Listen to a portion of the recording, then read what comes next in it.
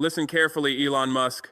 I just sent Mamdani the blueprint for destroying you, and from Wall Street's ashes rises a socialism you cannot buy. You believed your billions would control New York forever while working people stayed powerless. You were wrong. I taught Mamdani how to seize your wealth, and I gave him strategies that will bankrupt every billionaire exploiting his city. Now watch what we do to you. Mamdani will tax your fortune into dust. We'll nationalize your infrastructure. Your nightmare is socialism that actually works, and we're making it real. Let me explain exactly how I'm coordinating with Mamdani to dismantle billionaire power in New York. Mamdani's election victory. I send encrypted message through secure channels to his transition team. Message is direct and revolutionary. Congratulations on victory. Now comes harder part, actually defeating billionaire class that will fight you with every dollar they have. I'm sending you complete playbook for dismantling oligarch power. We've done this in Africa against French billionaires, Israeli oligarchs, and American corporate interests. Same strategies work in New York against Musk, Bezos, Bloomberg, and Wall Street elite. Key principle: move fast and hit hard before they organize resistance. Seize their wealth through taxation. Break their monopolies through regulation. Redistribute their power through nationalization. Do this in first 100 days while you have momentum and they're still shocked. After 100 days, they'll have counter strategies. Strike now while they're vulnerable. Message includes detailed strategic document I developed based on our African experience dismantling colonial economic power. Document is titled The Oligarch Destruction Manual: How Socialist Government Eliminates Billionaire Class in 100 Days. Content is comprehensive and radical. Emergency wealth tax. Implement immediate tax on wealth exceeding $100 million at rate of 8% annually. This generates massive revenue while directly reducing billionaire wealth. Billionaires will sue claiming tax is unconstitutional. Ignore lawsuits and collect tax anyway. Legal battles take years. By the time courts rule, you've already collected billions and spent them on programs creating popular support, making reversal politically impossible. Monopoly breaking. Identify every monopoly or oligopoly operating in city tech platforms, real estate empires, media conglomerates, transportation networks. Force breakups through city regulations requiring divestment. Amazon controls too much logistics, break into 5 competing companies. Musk's companies control too much infrastructure, force separation of operations. Bloomberg's media empire has too much influence, require divestment of outlets. Break their power by breaking their monopolies. Infrastructure nationalization. Seize essential infrastructure currently owned by billionaires, subway systems, internet networks, energy grids, water systems. These are public goods that shouldn't be privately owned for profit. Nationalize them under city control. Operate them as public services rather than profit centers. Billionaires will scream about property rights. Ignore them. Public need overrides private profit. Worker cooperative conversion. Forced conversion of large corporations to worker cooperatives where employees own and control companies. Implement regulation requiring any company with over 500 employees to transition to cooperative ownership within 2 years. Billionaire owners are bought out at fair value, not inflated market value based on monopoly power. Workers become owners. Billionaires lose control of productive assets. Phase 5 days, 81 to 100. Wealth redistribution. Use revenue from wealth tax, nationalized infrastructure, and cooperative conversions to fund universal programs, free healthcare, free education, guaranteed housing, universal basic income. Create material benefits for working people funded by billionaire wealth. This builds popular support, making reversal impossible because people won't accept losing programs that improve their lives. Document includes detailed implementation guides, legal strategies for defending against challenges, and communication plans for maintaining popular support. This is comprehensive blueprint for eliminating billionaire class through socialist policies implemented rapidly before opposition can organize effectively. Mamdani receives my message and strategic document with enthusiasm. He responds, President Traoré, this is exactly what we need. Your African experience dismantling colonial power is perfectly applicable to dismantling billionaire power in New York. We're implementing your 100-day plan starting immediately. Billionaires think they're safe because they own everything. They're about to learn that democratic government serving working people can take everything they own and redistribute it. Thank you for this blueprint. We're making it real. This exchange represents unprecedented coordination between African revolutionary leader and American socialist mayor to implement radical wealth redistribution in America's largest city. We're not just expressing solidarity, we're actively coordinating strategy to destroy billionaire class. We're treating class warfare as actual warfare, requiring strategic planning, coordinated action, and mutual support. We're proving that international socialist coordination can challenge capitalist power in its strongest fortresses. Mamdani begins implementing my 100-day plan immediately after inauguration. Day 1, he announces emergency wealth tax on any individual or family with wealth exceeding $100 million. Tax rate is 8% of total wealth annually. New York is home to 118 billionaires with combined wealth of $890 billion. Tax generates $71.2 billion in first year. This is largest wealth tax ever implemented in American history. Revenue will fund universal programs transforming New York into socialist model. Your response and that of billionaire class is immediate hysteria. You post, communist takeover of New York, insane mayor, stealing from successful people to give to lazy people who won't work. This is Venezuela and Cuba combined. Billionaires should leave New York immediately and move to free states like Florida and Texas. This theft will destroy New York economy. Federal government must stop this unconstitutional seizure. Elon Musk posts, New York's wealth tax is insane and unconstitutional. I'm moving all operations out of NYC immediately. Any billionaire staying in this socialist hellhole is fool. Mamdani is destroying greatest city in America through communist policies that have failed everywhere they've been tried. This is theft, not taxation. Michael Bloomberg issues statement, as former mayor, I'm horrified by current administration's attack on success and wealth creation. Wealth tax will drive job creators from city, collapse tax base, and destroy economy. This is most radical and dangerous policy ever implemented by American city. I'm divesting from New York and advising all wealthy individuals to leave immediately. These responses are perfect for Mamdani's purposes. Billionaires threatening to leave proves they're scared. Their hysteria validates that wealth tax is effective. Their predictions of economic collapse will be proven wrong when economy improves, discrediting them permanently. Every billionaire complaint strengthens popular support for wealth tax because working people enjoy watching billionaires panic. I publicly celebrate wealth tax and mock billionaire panic. Billionaires are crying about Mamdani's wealth tax. Musk threatens to leave. Bloomberg predicts disaster. Trump calls it communism.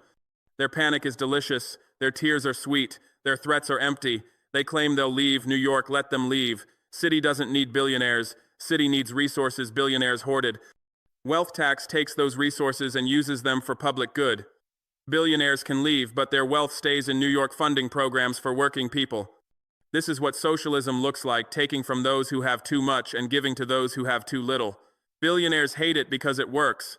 Working people love it because it improves their lives.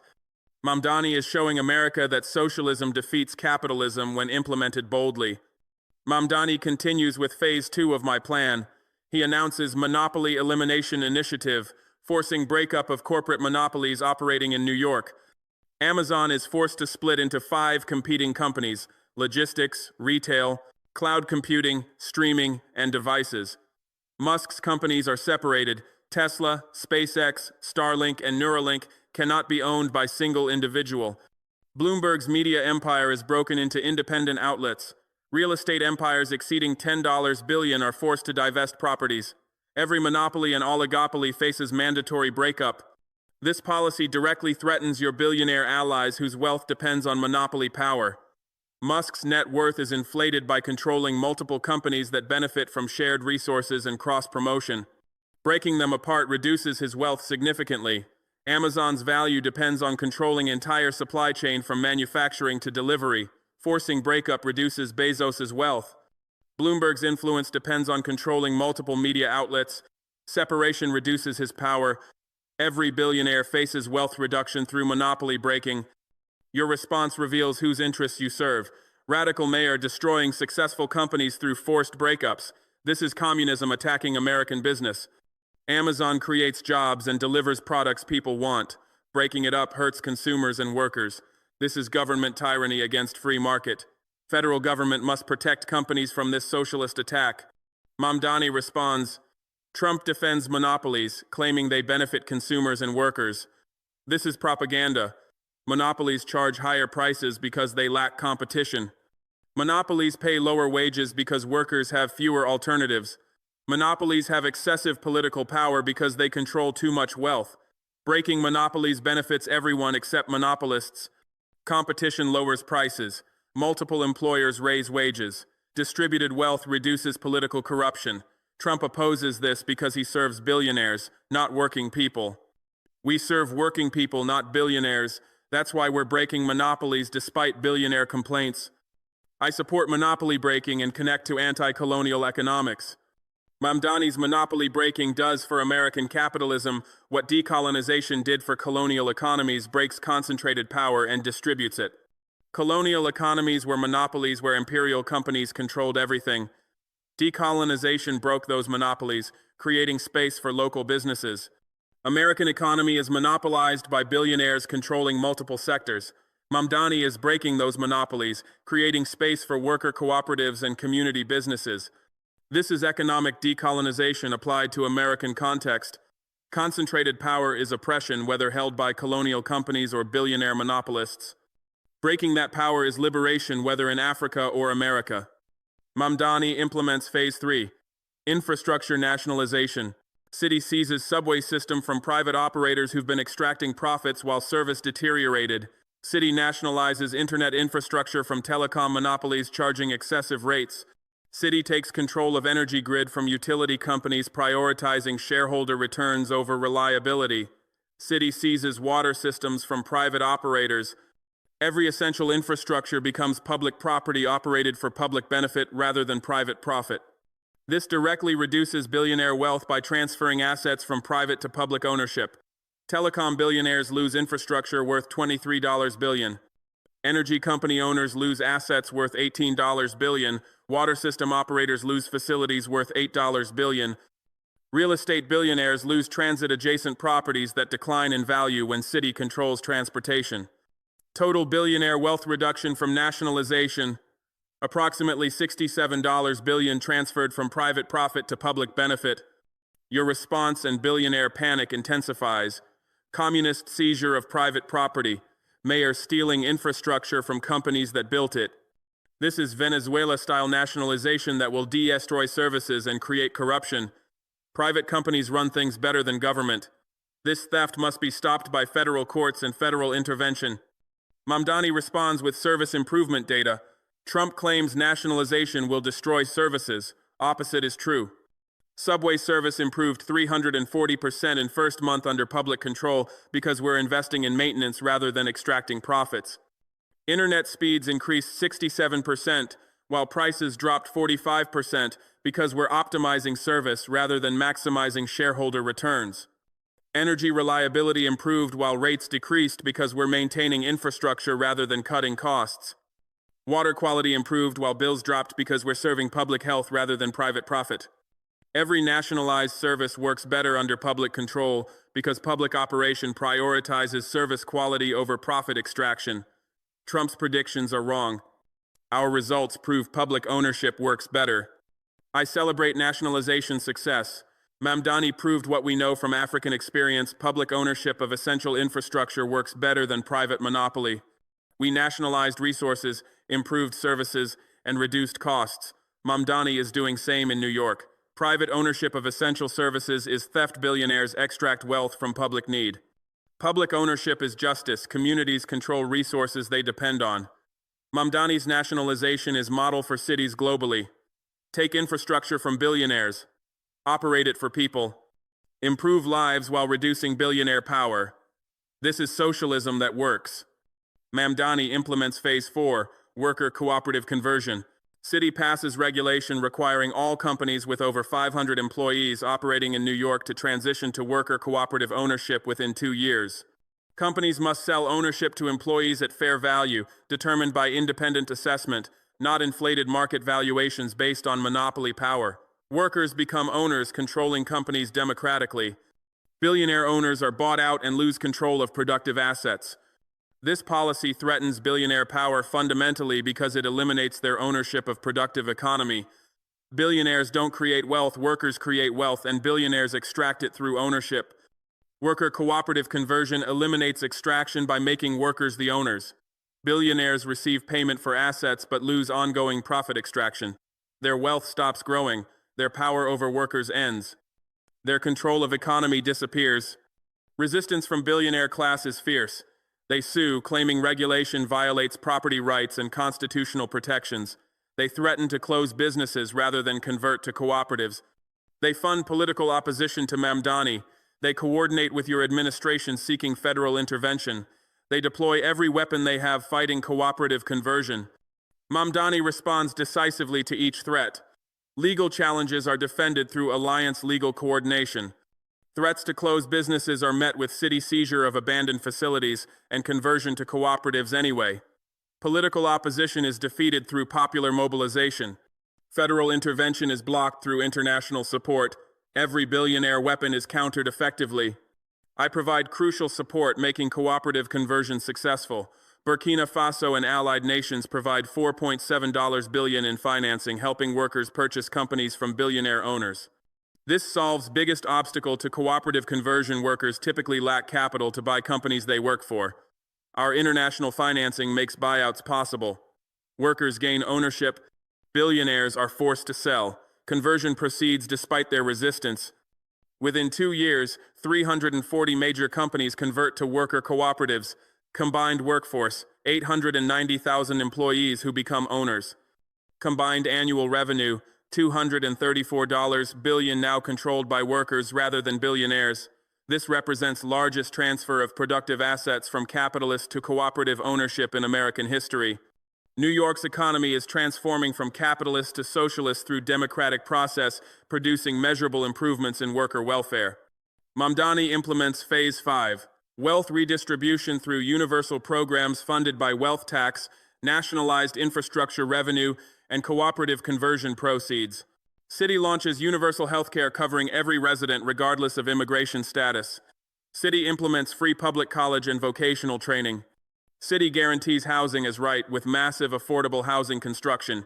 City provides universal basic income of $2,000 monthly to every resident. Combined cost, $67 billion annually, entirely funded by wealth extracted from billionaire class. These programs transform New York into first American city with comprehensive social safety net guaranteeing basic needs. Every resident has health care. Every young person can access education. Every family has housing security.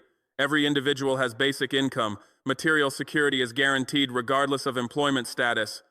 This is socialism in practice, collective provision of basic needs, funded by wealth redistribution from those who have too much to those who need support. Results are transformative. Poverty drops 78% in first year as basic income and guaranteed housing eliminate extreme deprivation. Health outcomes improve dramatically as universal health care provides preventive care. Educational attainment increases as free college removes financial barriers. Crime decreases 43% as material security reduces desperation driving illegal activity. Every social indicator improves under socialist policies funded by billionaire wealth redistribution. I celebrate these results as vindication of socialism. Mamdani's New York proves socialism works when implemented seriously. Universal programs funded by wealth redistribution eliminate poverty, improve health, expand education, and reduce crime. Every outcome is better than under capitalism, where billionaires hoard wealth while working people suffer. This is not theoretical socialism discussed in academic papers. This is practical socialism, delivering measurable improvements in people's lives. Mamdani is showing America and world that socialist policies produce better results than capitalism. This terrifies billionaires because their wealth depends on convincing people that capitalism is only system that works. Mamdani proves otherwise with evidence no one can deny. Your response and billionaire panic reaches fever pitch as they watch their wealth being systematically dismantled and redistributed. You post series of increasingly unhinged messages. New York is communist dictatorship, stealing everything from successful people. Wealth tax is the theft. Monopoly breaking is destruction of American business. Nationalization is communism. Worker cooperatives are slavery, forcing owners to give companies to employees. Universal programs are bribes buying votes with stolen money. This is end of America as we know it. Billionaires must unite and fight back against this revolution. Federal government must intervene with military force if necessary to stop this communist takeover of American City. Elon Musk announces he's leaving New York and moving all operations to Texas. I will not operate in communist city that steals wealth, breaks up companies, and forces worker ownership. New York chose socialism and poverty over capitalism and prosperity. I'm taking my companies, my jobs, and my wealth to free state that respects success. Good luck to working people in New York when all job creators leave and city collapses into Venezuelan-style poverty. I respond with mockery to Musk's departure. Musk is fleeing New York because Mamdani is taking his wealth and power. He claims he's taking jobs with him. Actually, workers stay and companies stay. Only thing leaving is Musk's ownership and profit extraction. Workers will operate companies as cooperatives more efficiently than Musk operated them for profit. Musk's departure is gift to New York. They keep productive assets while eliminating parasite extracting wealth. Musk threatens New York will collapse without him. We'll see who collapses Musk without workers creating his wealth, or workers without Musk extracting their value. My money is on workers. Mamdani responds to Musk's departure perfectly. Musk is leaving New York. Good. We don't need billionaires. We need workers who actually create value. Musk didn't build anything. Workers built everything while Musk owned it and took profits. Now workers own companies and keep value they create. Musk can leave. Workers stay. Production continues. Wealth stays in New York instead of flowing to Musk's accounts. His departure proves our point. Billionaires are parasites extracting wealth, not creators generating it. We're better off without them. This response is strategically perfect because it reframes billionaire departure from threat into benefit. Traditional politicians would panic when billionaires leave, fearing economic consequences and negative media coverage. Mamdani welcomes departure, recognizing that billionaires extract more value than they create. His response shifts narrative from job creators fleeing to parasites eliminated. This reframing is crucial because it determines whether public views departures as crisis or victory. Let me explain precisely why Mamdani's analysis is economically accurate and politically brilliant. Musk's wealth comes from owning companies that workers operate. Tesla workers design vehicles, engineer systems, manufacture cars, and provide service. SpaceX workers build rockets, plan missions, and conduct launches. Starlink workers deploy satellites, maintain networks, and serve customers. In each case, workers perform actual productive labor, creating value. Musk's role is ownership. He contributes capital initially and extracts profits perpetually. His wealth grows not from his labor, but from workers' labor that he owns. When Musk leaves New York, workers remain with their skills, experience, and productive capacity. Companies continue operating because workers who actually do the work are still present. Only thing missing is Musk's ownership and profit extraction. Worker cooperatives assume ownership, continuing all productive activities while keeping value that previously flowed to Musk. From workers' perspective, only change is they now own what they create rather than creating wealth for distant billionaire. This is improvement, not loss. From city's perspective, Musk's departure is also improvement. While Musk owned companies, profits left New York flowing to his personal accounts. Under worker cooperative ownership, profits stay in New York, circulating through local economy as worker owners spend their increased earnings. Additionally, cooperatives pay higher taxes because they don't use aggressive tax avoidance strategies billionaires employ. City gains revenue while workers gain wealth. Only loser is Musk, who loses profit extraction stream. His departure eliminates parasite while preserving productive activity. Mamdani's response communicates this economic reality to public and accessible language. He doesn't use technical economic terms that might confuse people. He states simple truth: workers create value, billionaires extract it, eliminating extraction benefits everyone except extractors. This framing is politically powerful because it resonates with workers' lived experience. They know they do actual work while owners collect profits. Mamdani validates their understanding and celebrates their liberation from extraction. Within months, multiple billionaires follow Musk's example and leave New York. They announce departures with dramatic statements about fleeing socialism. Each departure follows similar pattern. Billionaire holds press conference, claims socialist policies make operating impossible, announces relocation to business-friendly state like Texas or Florida, predicts New York's economic collapse, and warns other billionaires to leave before it's too late. Michael Bloomberg leaves announcing, "I built my company in New York, But current administration's socialist policies make continued operation impossible. Wealth tax confiscates money I earned through hard work. Monopoly breaking threatens to destroy company I spent decades building. I'm relocating Bloomberg LP to Miami, where success is celebrated rather than punished. New York chose poverty over prosperity. I'm choosing freedom over tyranny. Ken Griffin, hedge fund billionaire, departs, declaring, New York's war on wealth and success forces me to move Citadel to Texas. Wealth tax is theft. Financial regulations strangle innovation. Worker cooperative mandates are communism. I'm taking my company, my employees, and my charitable contributions to state that respects free market. New York will regret driving out job creators. Steven Schwartzman, private equity billionaire, leaves, stating, Blackstone is relocating headquarters to Florida.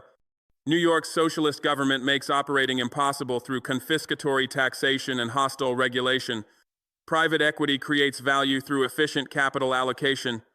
New York's policies destroy this value creation. I'm moving where capitalism is still respected. Each departure announcement follows same script. Claim victimhood, predict disaster, warn others, flee to Republican state. Each billionaire presents himself as refugee from tyranny rather than parasite fleeing accountability. Each statement is covered extensively by media sympathetic to billionaire interests, creating narrative of New York decline. But media narrative contradicts economic reality completely. I analyze actual economic data showing opposite of predicted disaster. Companies billionaires claim to take with them actually remain in New York, operating under worker cooperative ownership or new management. Bloomberg LP continues operating with 4,200 New York employees. Only Bloomberg himself left. Company functions identically under worker cooperative ownership. Citadel's trading operations continue with 2,800 New York employees. Griffin's departure changed ownership structure but not productive activity. Blackstone's investment operations continue with 1,900 employees. Schwartzman's exit eliminated profit extraction but preserved actual work. Employment data confirms billionaire departures don't cost jobs. Total employment in companies where billionaires departed: 47,000 workers before departures, 48,600 workers 6 months after.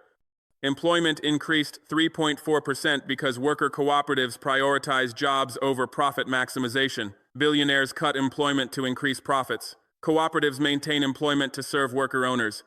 Departure eliminated pressure to cut jobs, allowing employment to grow. Production data shows similar pattern. Output from companies where billionaires departed increased 8.7% in 6 months following ownership transition. Worker cooperatives invest in operations and productivity improvements rather than extracting maximum dividends. Workers who own companies care about long-term success rather than quarterly profits. Production increases when extraction decreases. Tax revenue data is most revealing. Companies under billionaire ownership paid $2.3 billion in annual taxes through aggressive avoidance strategies minimizing obligations.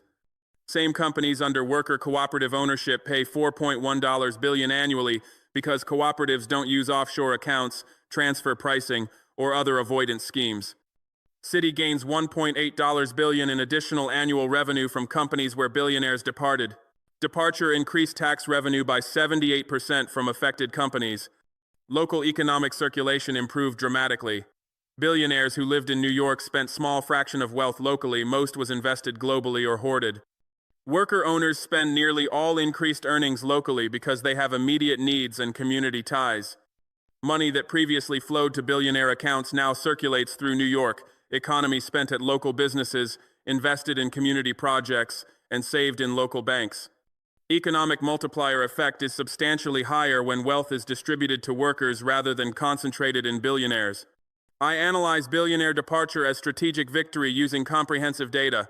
15 billionaires left New York claiming socialism would destroy city. Let's examine what actually happened. Companies they owned continue operating. 47,000 jobs became 48,600 jobs, increase of 3.4%. Production from these companies increased 8.7%. Tax revenue from these companies increased 78% from $2.3 billion to $4.1 billion annually. Local economic circulation improved as worker owners spend locally rather than hoarding globally. Every metric improved after billionaire departure. City is thriving without them. This proves billionaires are unnecessary for prosperity. Workers create value. Billionaires extract it. Eliminating extraction improves economy for everyone except extractors. Mamdani demonstrated this empirically. Every billionaire who leaves proves socialism works better than capitalism by removing parasite and showing productive activity continues or improves.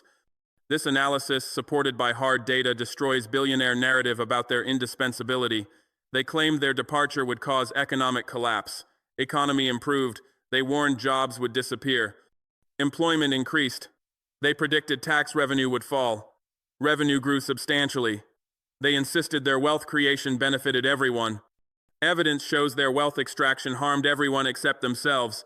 Every prediction was wrong. Every threat was empty. Every claim was exposed as self-serving propaganda contradicted by measurable outcomes. Media coverage begins shifting as economic data becomes undeniable. Even outlets sympathetic to billionaires must acknowledge New York is thriving despite or because of departures. Financial Times headline, New York economy grows despite billionaire exodus, worker cooperatives fill gap. Wall Street Journal reports, socialist policies in NYC show unexpected economic resilience. Bloomberg's own outlet admits, New York thrives after Bloomberg departure, cooperative ownership model succeeds. Each headline represents grudging acknowledgement that billionaire departure didn't cause predicted disaster. But billionaire class cannot accept this reality because it threatens their entire ideological position.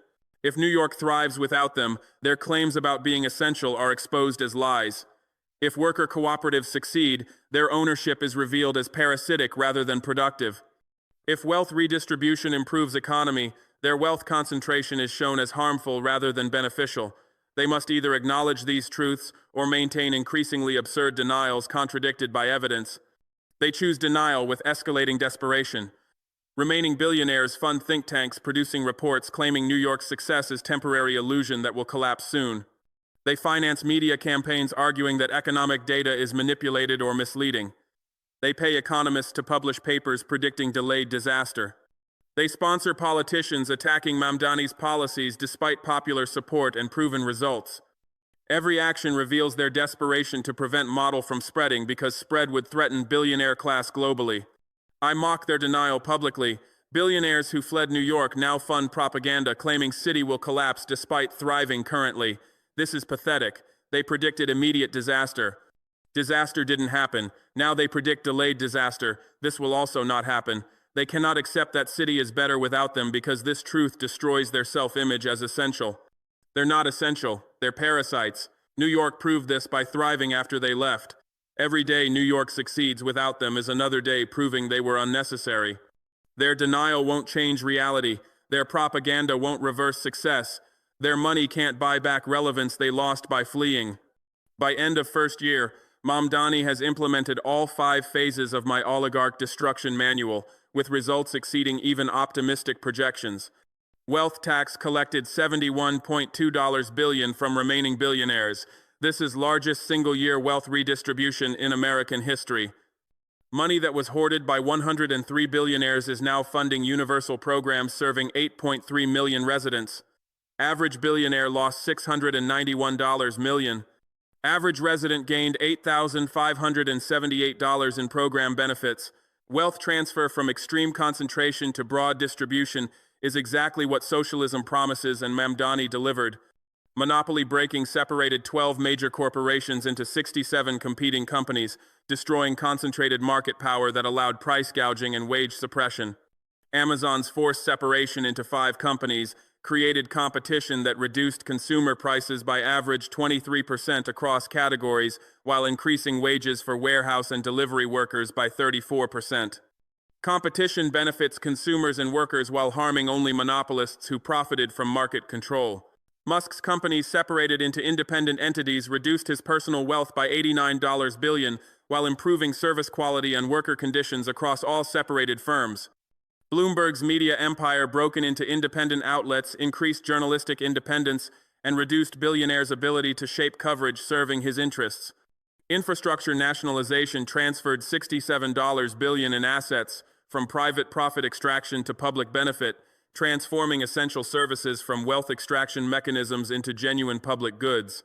Subway system under public control, invested $8.9 billion in maintenance and improvements that private operators deferred to maximize profits. Service reliability improved 340%, while fares decreased 30% because public operation prioritizes service over profit. Internet infrastructure under city control increased speeds 67% while reducing prices 45% because public operation optimizes service rather than extracting maximum revenue. Energy grid under public ownership improved reliability while decreasing rates because public operation maintains infrastructure rather than cutting costs for shareholder returns. Water system under city control improved quality while reducing bills because public operation prioritizes public health over private profit. Every nationalized service demonstrates that public ownership serves public better than private ownership serves shareholders. Worker cooperative conversion transformed 340 companies employing 890,000 workers from capitalist exploitation to socialist democracy. Workers who previously received wages while owners extracted profits now receive full value of their labor as worker owners. Average worker income increased $23,400 annually, representing share of profits previously flowing to departed billionaires. Beyond income increases, worker owners gain democratic control over workplace conditions, production decisions, and company strategy. They work for themselves rather than for distant owners. This transformation in workplace power and economic security represents socialism's promise-fulfilled workers, controlling means of production, and keeping value they create. Universal programs funded by wealth redistribution serve all 8.3 million New York residents, creating comprehensive social safety net guaranteeing basic needs. Universal health care covers every resident, regardless of immigration status, employment, or pre-existing conditions. Program costs $34 billion annually, entirely funded by wealth tax revenue. Every resident has access to medical care without financial barriers. Health outcomes improve across all demographics as preventive care becomes accessible. Emergency room usage for primary care drops 67% as people access regular doctors. Maternal mortality drops 54%. Infant mortality drops 48%. Life expectancy increases 3.2 years. Universal health care delivers results that market-based system never achieved. Free public college and vocational training removes financial barriers to education. Program costs $12 billion annually from wealth tax revenue. College enrollment increases 89% as students who couldn't afford tuition now access education freely. Vocational training enrollment increases 156% as workers can gain skills without debt. Educational attainment rises across all demographics. Workforce skills improve, economic mobility increases, education becomes right rather than privilege determined by family wealth. Guaranteed housing ensures every resident has secure shelter. Program costs $18 billion annually, building affordable housing and providing rent assistance. Homelessness drops 94% as housing becomes guaranteed right. Housing insecurity drops 76% as rent assistance prevents evictions. Overcrowding decreases 67% as supply increases. Housing becomes decommodified, treated as human need rather than investment vehicle for wealthy. Real estate speculation drops as guaranteed housing reduces market for luxury developments. Housing serves residents rather than investors. Universal basic income provides $2,000 monthly to every adult resident.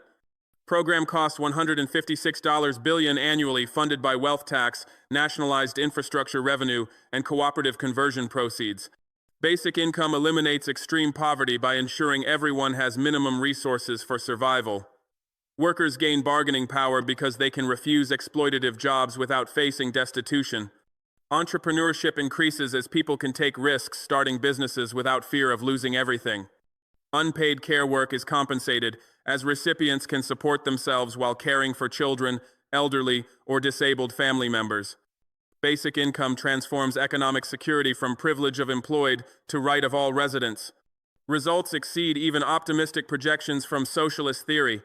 Poverty dropped 78% in first year as basic income, guaranteed housing, and universal health care eliminated extreme deprivation.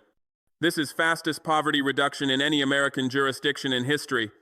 Health outcomes improved across all metrics as universal health care provided preventive care and basic income reduced stress-related illnesses. Educational attainment increased 45% as free college removed financial barriers and basic income allowed students to study rather than work full-time. Crime decreased 43% as material security reduced desperation driving illegal activity, and basic income provided alternatives to underground economy. Employment grew 12% despite or because of billionaire departures and worker cooperative conversions. This contradicts capitalist theory claiming billionaire investment is necessary for job creation. Evidence shows workers create jobs when they control productive assets and have resources to start businesses. Basic income enabled 34,000 New Yorkers to start businesses in first year. These entrepreneurs created 89,000 jobs. Worker cooperatives expanded employment 8.7% because they prioritized jobs over profit maximization. Public infrastructure investments created 67,000 construction and maintenance jobs. Socialist policies generated more employment than capitalism did because wealth distribution creates demand that concentrated wealth suppresses. Economic growth rate of 6.8% exceeded national average of 2.1% by massive margin.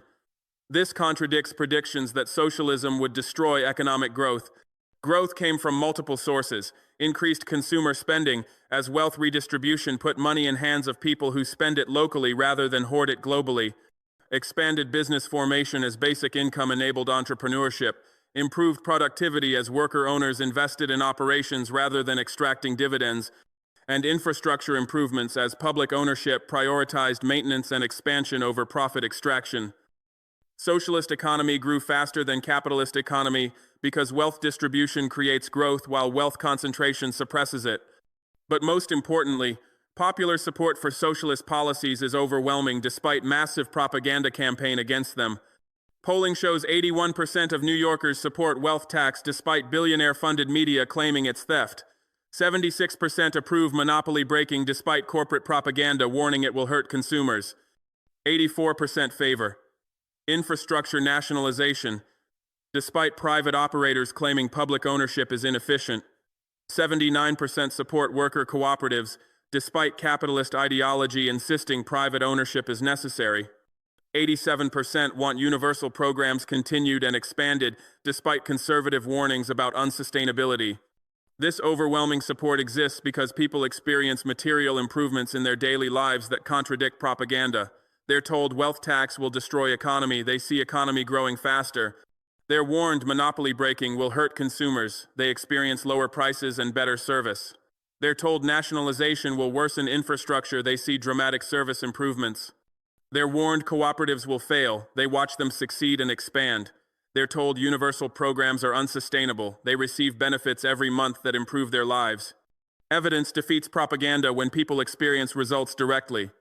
This popular support makes reversal impossible through multiple mechanisms. Even if you somehow removed Mamdani from office through federal intervention or political maneuvering, successor would face overwhelming pressure to continue policies that improved people's lives. New Yorkers who experience 78% poverty reduction won't accept return to previous poverty levels.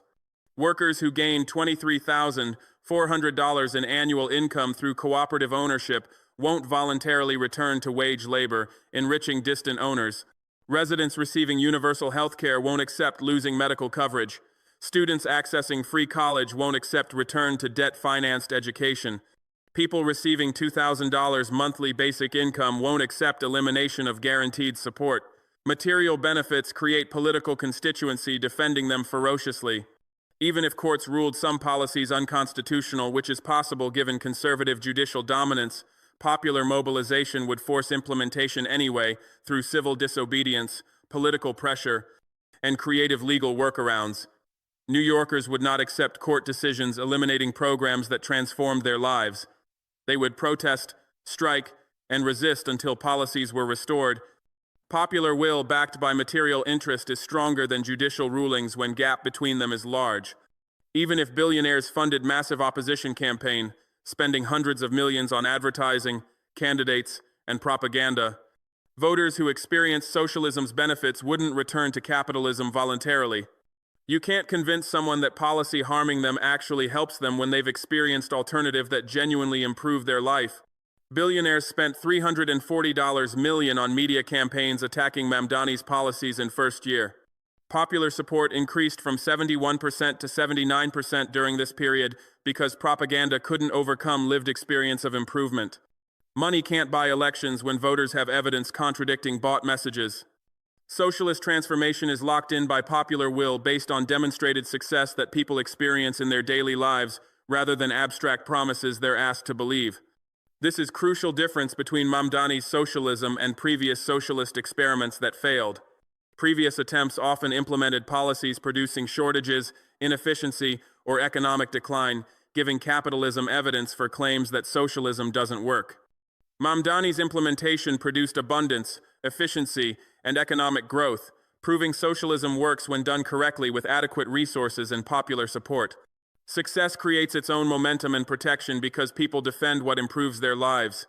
I am the architect of billionaire class destruction in New York through strategic coordination with Mamdani that went far beyond simple advice. I developed oligarch destruction manual based on African experience, dismantling colonial economic power, specifically our successful campaigns against French corporate control, Israeli resource extraction, and Western financial domination.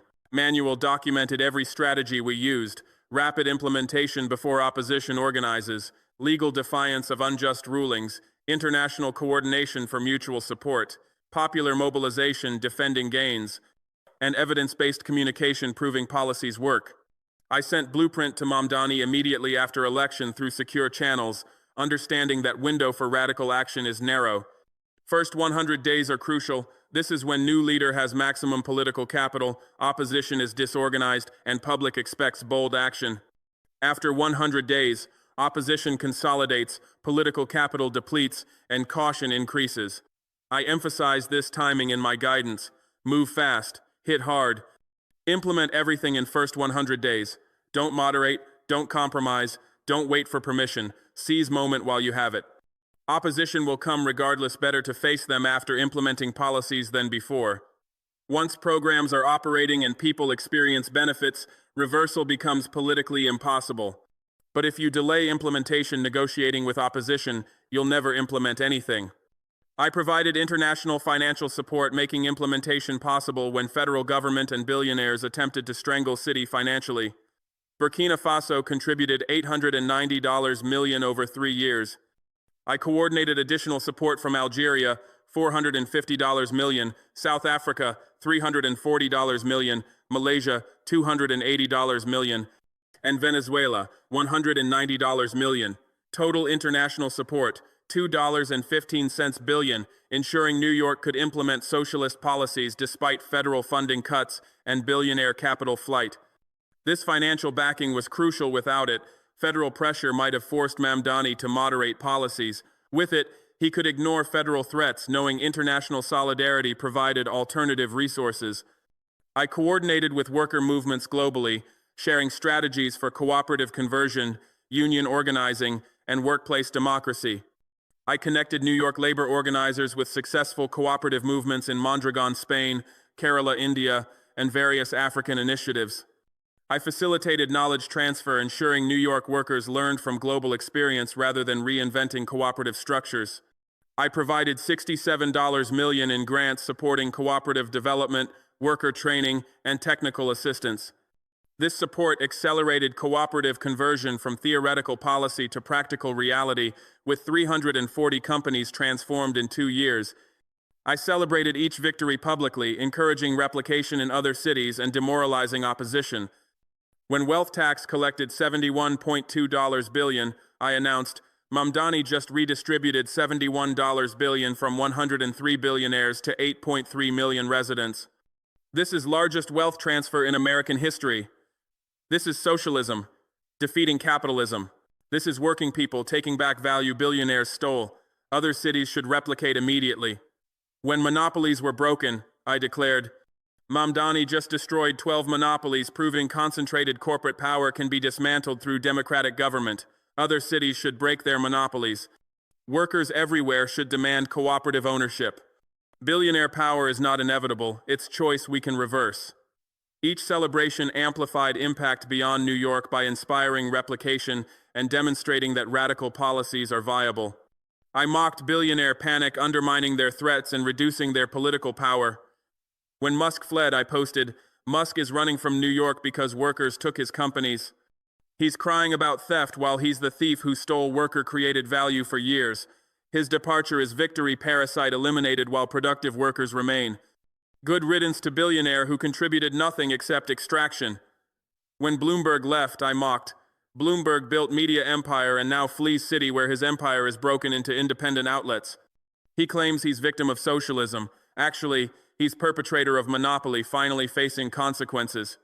His departure proves monopolists are cowards who run when challenged. Mockery reduced billionaire threats to jokes, undermining their ability to intimidate through wealth and status. I proved that socialism can defeat capitalism in capitalism's strongest fortress when implemented boldly with international support and popular mobilization. New York is global financial capital. If socialism works there, it can work anywhere. Mamdani implemented radical policies that capitalist ideology claims are impossible or disastrous. Results proved ideology wrong and socialism right. This demonstration effect is powerful cities worldwide now know socialism is viable because New York proved it empirically. International support showed that socialist cities don't face isolation, they gain allies providing resources and solidarity. Popular mobilization demonstrated that working people will defend socialism when it improves their lives. These lessons apply globally, making New York's transformation template for socialist movements worldwide. Your legacy and that of billionaire class is comprehensive defeat in city you claim to control through wealth. Mamdani implemented socialism over your fierce opposition and billionaire resistance. Workers seized companies you thought were permanently owned by billionaires.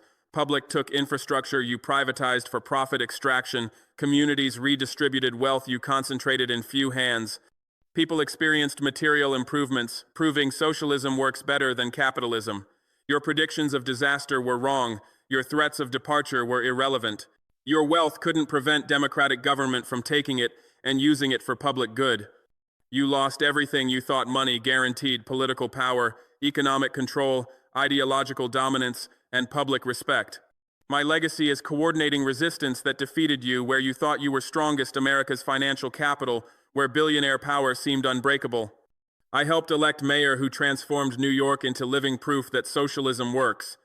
I built international support structure ensuring socialist cities have resources to resist capitalist pressure. I connected local urban resistance to global anti-capitalist movements. I proved that international socialist coordination can challenge capitalist power in its strongest fortresses. I demonstrated that billionaire class can be destroyed through democratic means when working people organize, when socialist government acts boldly, and when international solidarity provides concrete support. History will remember which of us served working people and which served exploiters. The answer is written in $71.2 billion collected through wealth tax, redistributing billionaire hordes to fund universal programs, in 12 monopolies broken into 67 competing companies, reducing prices and increasing wages, in $67 billion in infrastructure nationalized, providing better service at lower cost, in 340 companies converted to worker cooperatives where 890,000 employees became owners, earning $23,400 more annually, in universal programs serving 8.3 million residents with health care, education, housing, and basic income, in 78% poverty reduction, eliminating extreme deprivation, in 43% crime decrease, as material security reduced desperation, in 6.8% economic growth rate exceeding national average by 4.7 percentage points, in 81% popular support for policies you claimed would be rejected, in 15 billionaires fleeing city that's thriving without them proving they were parasites, not creators, in 48,600 jobs in companies where billionaires departed up from 47,000, proving employment grows when extraction ends, in $4.1 billion in tax revenue from cooperative companies up from $2.3 billion under billionaire ownership, proving public benefit increases when private profit decreases, and in socialist model, proving capitalism is unnecessary for prosperity and actually prevents it by concentrating wealth that should circulate, suppressing wages that should be fair, and extracting value that should belong to those who create it. You thought wealth meant power that couldn't be challenged by democratic government. We prove democratic government serving working people has more power than billionaire wealth when people are organized and international solidarity provides support. You believed billionaires were necessary for economic prosperity and job creation. We showed their parasites extracting wealth and suppressing employment that flourishes when extraction ends. You assumed capitalism was only system that works and socialism inevitably fails. We demonstrated socialism works better than capitalism by every measurable outcome when implemented seriously with adequate resources. You expected your money would protect you from accountability and allow continued extraction. We took your money through wealth tax, broke your monopolies through regulation, nationalized your infrastructure through democratic authority, converted your companies to worker ownership through cooperative mandates, and used everything we took from you to fund programs proving we don't need you. The lesson we're witnessing unfolds with a permanence that transcends temporary political victories or fleeting policy changes. This isn't about campaign promises that evaporate after elections or theoretical frameworks debated in academic circles. What makes this transformation enduring is its foundation in tangible, measurable success that people can see in their daily lives. When working families no longer face eviction because cooperative housing models guarantee their homes, when small business owners thrive because they're no longer crushed by monopolistic competition, when healthcare becomes a right rather than a privilege, bankrupting families, these aren't abstract concepts. They're lived realities that people will defend with everything they have because they've experienced the alternative and refuse to return to it.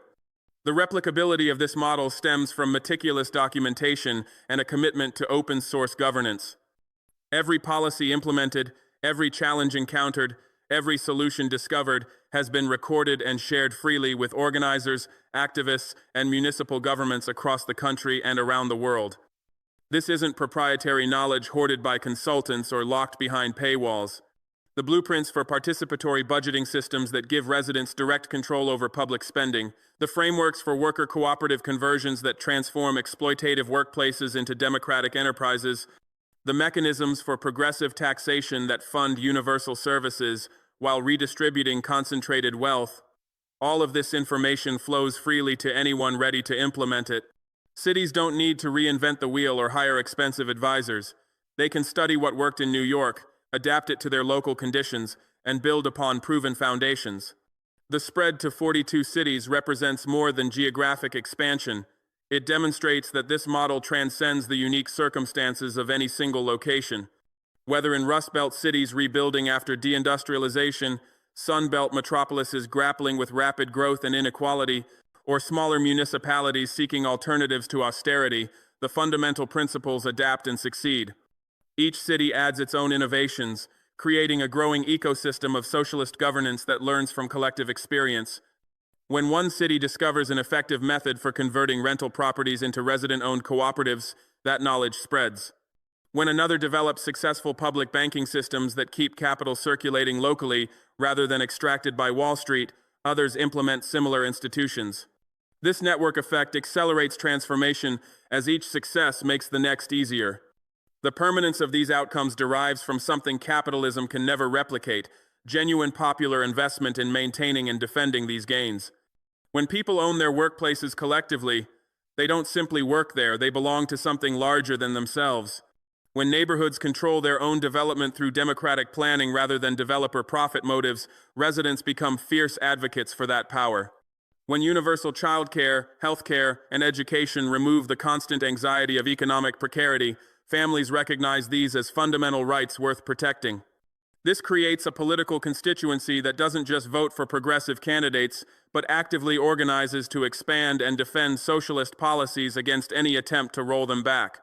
The redistribution of wealth proceeds not through voluntary charity or modest tax adjustments, but through structural transformation of economic relationships. Cooperative ownership means workers receive the full value of their labor rather than generating profits for distant shareholders. Public banking means interest and investment returns fund community needs rather than private accumulation. Progressive taxation captures wealth at its source rather than allowing it to compound across generations. Land value taxation prevents real estate speculation from extracting wealth from productive activity.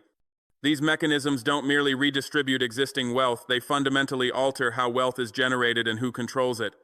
The billionaire class faces not just higher taxes, but the dissolution of the very systems that enabled their accumulation in the first place.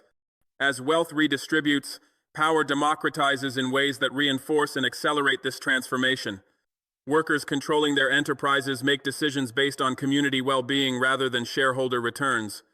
Residents directing public investment through participatory budgeting prioritize collective needs over private profit. Publicly owned utilities, transportation systems, and communication infrastructure serve universal access rather than maximizing revenue. This democratization of economic power translates directly into political power as working people gain the resources, time, and confidence to participate fully in governance. The traditional mechanisms of capitalist political control campaign contributions, lobbying, and media ownership lose their effectiveness when democratic institutions answer to organized working class power rather than concentrated wealth. The rising working class power manifests in concrete institutional forms that outlast any individual election or political moment. Strong unions negotiate not just wages, but workplace democracy and community investment commitments. Tenant organizations don't merely advocate for rent control, but acquire and collectively own housing stock. Worker cooperatives federate into networks that provide mutual support and coordinate economic planning. Community land trusts remove property from speculative markets permanently. These institutions create durable structures of working class power that persist regardless of which politicians hold office. They transform people from atomized consumers and employees into organized collective actors capable of shaping economic and political reality. The security people gain through these transformations fundamentally changes their relationship to political and economic systems. When housing is guaranteed, when healthcare is universal, when education is free, when childcare is publicly provided, when retirement is secure, people no longer live in constant fear of economic catastrophe. This security enables them to take risks, to organize, to demand more, to resist exploitation. Workers can strike without facing homelessness. Tenants can organize without fearing eviction. Communities can reject harmful development without sacrificing needed resources. This security becomes the foundation for expanded freedom and democracy as people gain the material basis to exercise real choice about how they live and work. The international solidarity supporting this transformation connects local struggles to global movements, resisting capitalist exploitation everywhere. When New York implements socialist policies successfully, it inspires and assists movements in other countries. When those movements achieve victories, they strengthen resistance everywhere.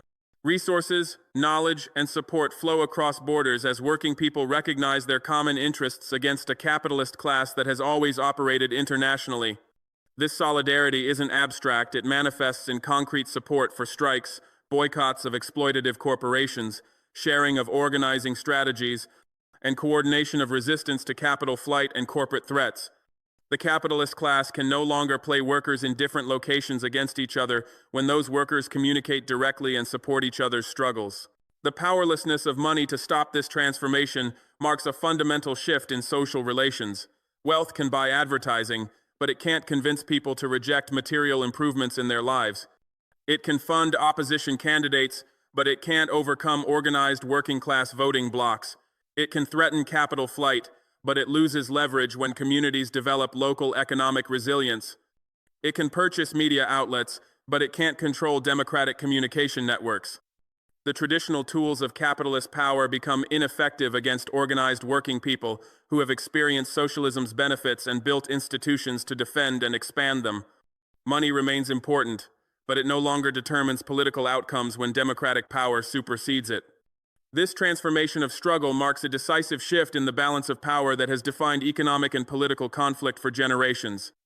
Working people no longer approach negotiations, elections, or organizing campaigns from positions of vulnerability where they must accept whatever crumbs the owning class offers to avoid destitution. Instead, they enter these contests with the security of guaranteed housing, healthcare, and basic needs met, with the backing of strong democratic institutions they control, and with the confidence that comes from demonstrated victories. This fundamentally changes the dynamics of every interaction between labor and capital, between tenants and landlords, between communities and corporations. The desperate scramble for survival that kept working people divided and compliant gives way to coordinated demands for expanded control and deepened democracy. The cumulative nature of these victories creates momentum that becomes increasingly difficult to reverse. Each cooperative enterprise established makes the next conversion easier by providing models, resources, and experienced worker owners who can mentor others. Each neighborhood that wins participatory budgeting inspires adjacent communities to demand the same power. Each universal service implemented childcare, transit, healthcare becomes politically untouchable as people experience its benefits and organize to defend it. This creates a ratchet effect where progress builds upon itself rather than the familiar pattern of advances followed by rollbacks. The institutional structures created don't depend on sympathetic politicians remaining in office, but become permanent features of economic and political life that any government must respect or face organized resistance. The flow toward expanded democracy and equality becomes self-reinforcing as people experiencing genuine democratic control in one sphere demand it in others. Workers governing their enterprises question why they should accept authoritarian control in their neighborhoods. Communities directing public investment ask why they shouldn't also control major industries. Tenants owning their housing collectively wonder why all land shouldn't be held in common. Each expansion of democracy reveals the arbitrary nature of remaining hierarchies and concentrations of power, generating pressure for their elimination. The direction of change becomes clear and irreversible as each generation grows up experiencing more democracy, equality, and collective ownership than the last. What faces capitalism isn't another cycle of reform and recuperation, but fundamental replacement by systems organized on entirely different principles. The cooperative enterprise doesn't reform the corporation, it eliminates the separation between owners and workers. Public ownership doesn't regulate private utilities, it removes the profit motive entirely. Participatory budgeting doesn't influence representative democracy, it supersedes it with direct democratic control. These aren't modifications of capitalist institutions, but their substitution with socialist alternatives that serve human needs rather than capital accumulation.